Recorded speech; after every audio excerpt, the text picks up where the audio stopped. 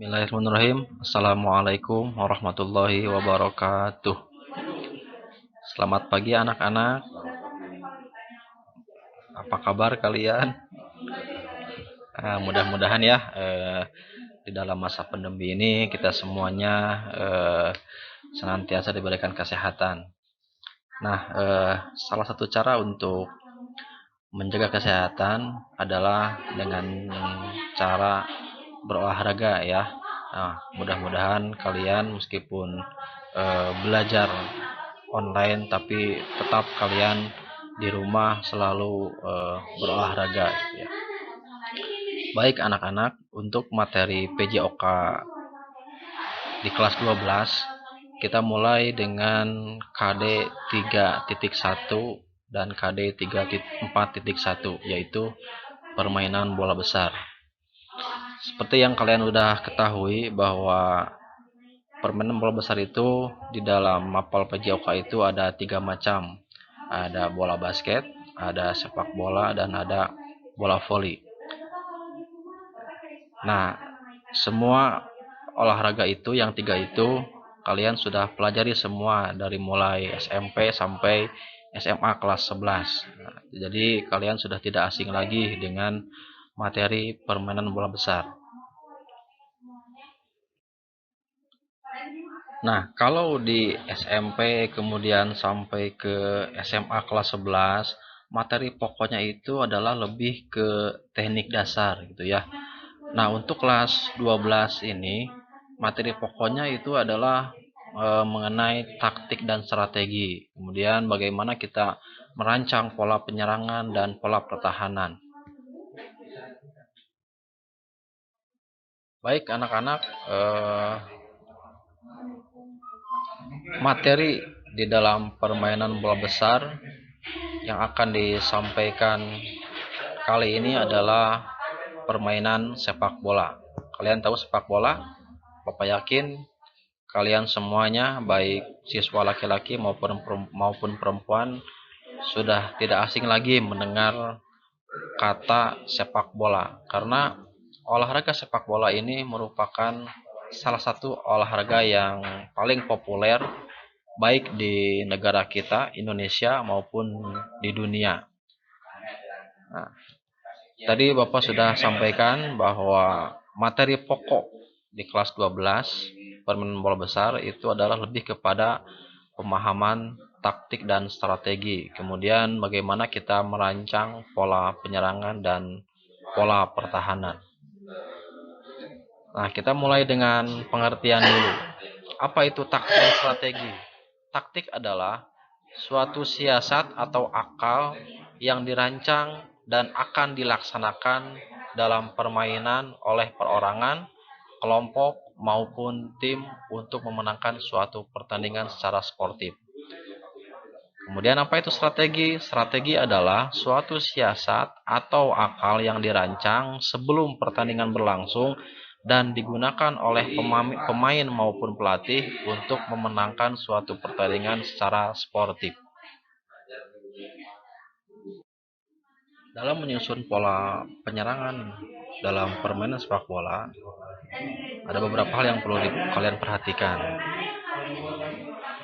Namun yang paling mendasar sekali adalah harus menguasai teknik dasarnya dulu. Di antaranya ada passing dan controlling, kemudian dribbling, dan diakhiri dengan shooting. Shooting ini dilakukan untuk menyelesaikan finishing atau untuk mencetak gol. Nah, untuk lebih jelasnya, dalam pola penyerangan sepak bola ini kalian bisa melihat video berikut ini. We know Jordi Alba's looking for when he gets in that position, but unfortunately for Barcelona, he's not there today, is he? Partnership he's developed with Messi over the last few seasons. Today he's got to find another solution. 26 goals, a record haul of goals in Classicos for Leo Messi in 38 appearances. His absence today breaks a run of 35 successive appearances in Classicos. We know he doesn't get injured too much. That broken arm will keep him out for a minimum of 6 games.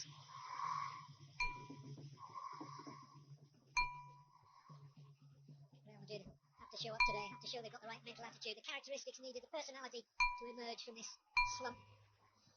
Talent we know is there, but it requires more than just talent alone. Attitude has to be spot on. I think they'll be pretty satisfied with the opening 10 minutes or so here. It's fair to say, Lopetegui hasn't lost the dressing room. Several players have come out in support of the coach, and it's unfair to lay all of Real Madrid's problems at the coach's feet. He's not culpable for everything. Players have to take their share of the responsibility. Now, an excellently timed run. Great control as well from Jordi Alba. Coutinho! Video bagaimana sebuah tim melakukan suatu pola penyerangan. Nah, di dalam permainan sepak bola, selain sebuah tim itu harus bisa melakukan pola penyerangan, juga harus bisa melakukan pola pertahanan. Untuk apa? Untuk mencegah tim lawan mencetak gol ke gawang kita.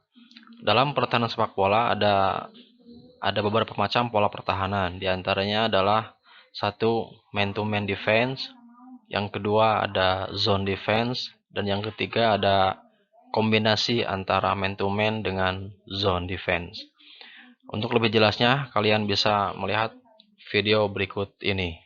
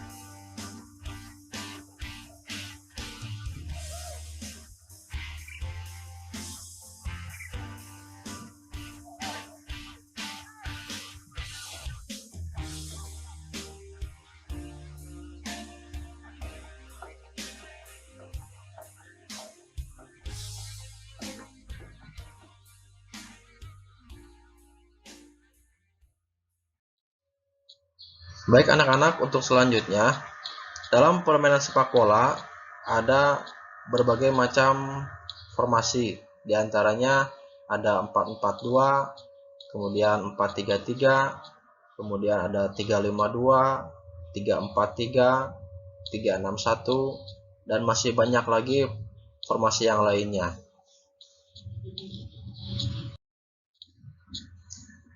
Baik anak-anak, untuk yang formasi yang pertama adalah ada 4-4-2. 4-4-2 ini terdiri dari 4 orang pemain belakang, kemudian 4 orang pemain tengah, dan 2 orang pemain depan. Ya. 4 orang pemain belakang ini terdiri dari 2 orang sebagai center back atau back tengah. Kemudian ada back kanan dan ada back kiri. Ini 4 orang pemain belakang. Ya. Kemudian masuk ke tengah, ini ada 4 orang pemain tengah. Ya. Ada satu orang gelandang kanan atau sayap kanan, kemudian 2 orang center midfielder atau gelandang tengah, kemudian 1 orang lagi adalah gelandang kiri atau sayap kiri, ya. Nah, ini adalah 4 orang pemain tengah. Kemudian maju ke depan ada 2 orang pemain depan atau striker, ya. Jadi 4-4-2 ini sekali lagi terdiri dari 4 orang pemain belakang, 4 orang pemain tengah, dan 2 orang pemain depan, ya. Kalau penjaga gawang otomatis sudah masuk ya sini. Jadi setiap formasi itu jumlahnya adalah 10 orang. 10 orang pemain ditambah 1 orang penjaga gawang. Jadi formasi apapun itu jumlahnya harus 10 orang karena penjaga gawang itu sudah otomatis.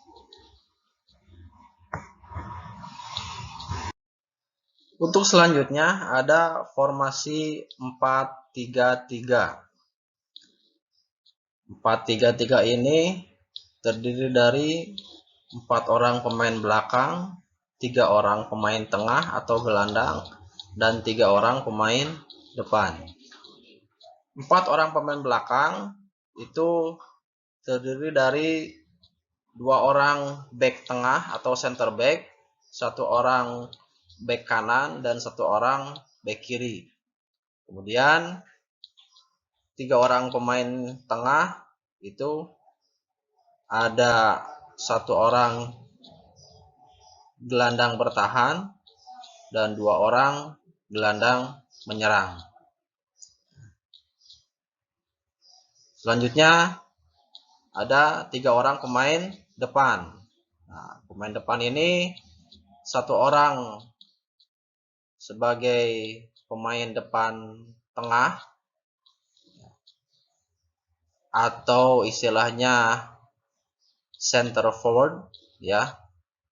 Kemudian ada 1 orang pemain depan kanan dan 1 orang pemain depan kiri. Ini formasi 4-3-3. Nah, untuk selanjutnya ada formasi 3-5-2. 3-5-2 ini terdiri dari 3 orang pemain belakang, 5 orang pemain tengah, dan 2 orang pemain depan. 3 orang pemain belakang ini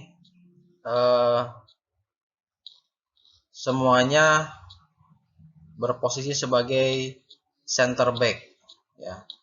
Jadi back tengah.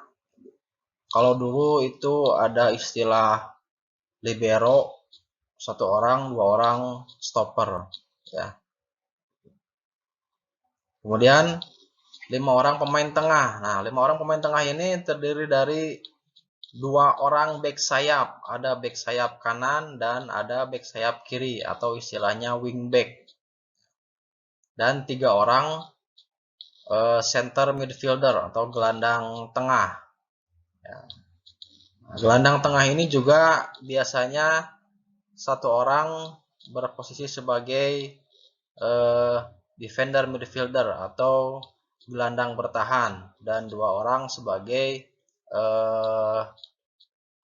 offensive midfielder atau gelandang menyerang.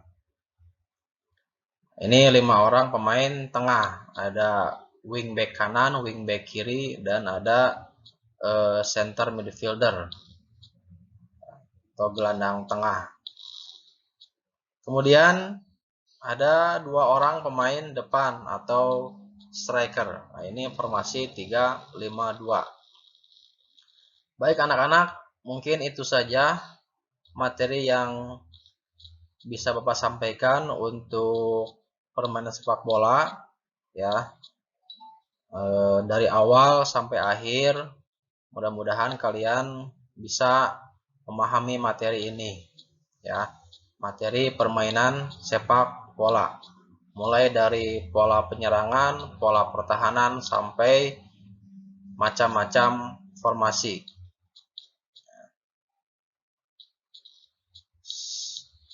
Terakhir dari Bapak, jangan lupa untuk menjaga kesehatan kita supaya imun kita bertambah, tentunya dengan cara berolahraga. Terima kasih. Assalamualaikum warahmatullahi wabarakatuh.